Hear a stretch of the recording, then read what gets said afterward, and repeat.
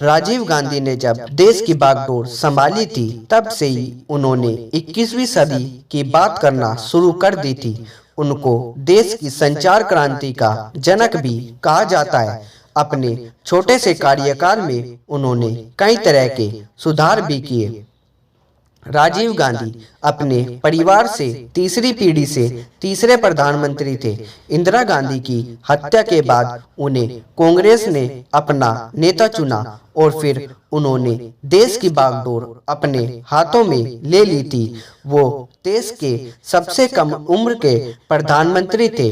उसके बाद जो चुनाव हुए उसमें कांग्रेस को रिकॉर्ड सीट हासिल हुई थी। हालांकि इसकी वजह कहीं न कहीं सहानुभूति की लहर भी थी।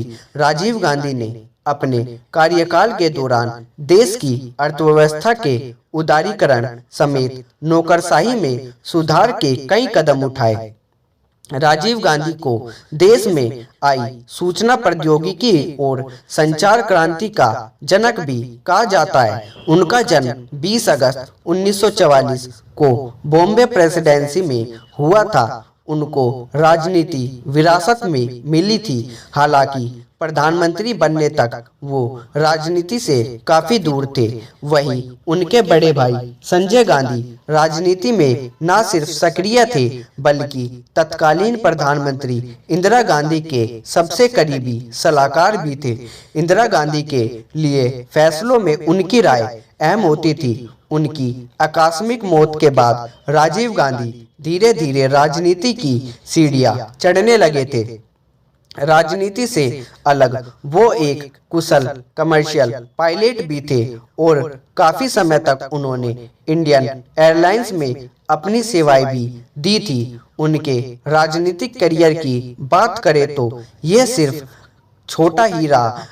21 मई 1991 को देश ने राजीव गांधी को हमेशा के लिए खो दिया था। उनकी हत्या में LTTE के उग्रवादियों का हाथ था। 21 मई को वो मद्रास से करीब 30 मील दूर श्रीपेरुंबंदूर में आयोजित एक रैली को संबोधित करने के लिए गए थे।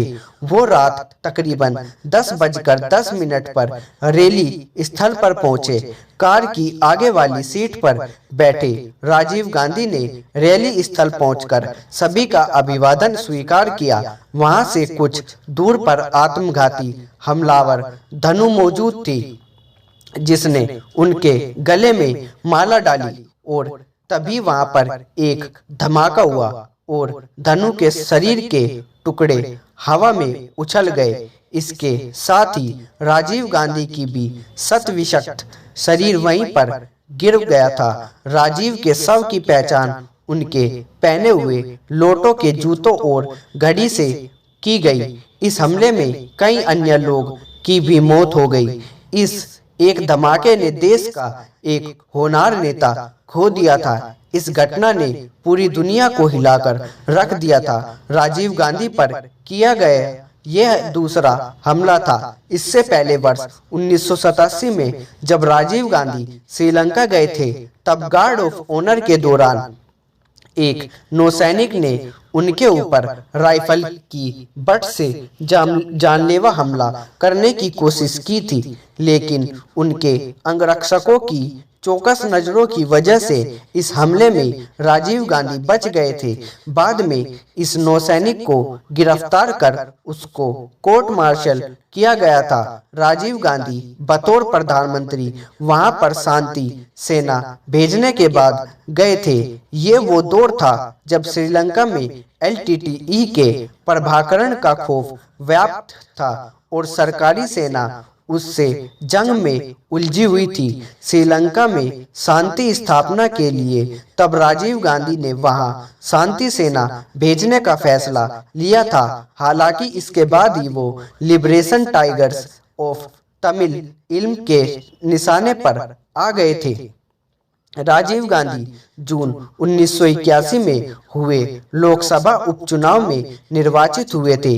इसी वर्ष उन्हें युवा कांग्रेस की राष्ट्रीय कार्यकारिणी का सदस्य बनाया गया। अपने कार्यकाल में उन्होंने बेफोर्स तोप की खरीदारी में घूस लिए जाने दाग भी सहन करने पड़े, जो उनके निधन के कई वर्षों के बाद जाकर मिटा था। इसमें इटली के नागरिक ओटावियो कवात्रेची मुख्य आरोपी था। विपक्ष ने इस मुद्दे को जोर शोर से उठाया था। इनका असर चुनाव में भी देखा गया और कांग्रेस को हार का सामना करना पड़ा था। राजीव गांधी और सोनिया की मुलाकात की बात करें तो ये 1965 में लंदन में ही हुई थी। वो एक रेस्तरां में पार्ट टाइम काम करती थी। यहाँ से ही इन दोनों के बीच प्यार हुआ और शादी हुई थी। शादी के बाद उन्हें सोनिया गांधी का नाम दिया गया था।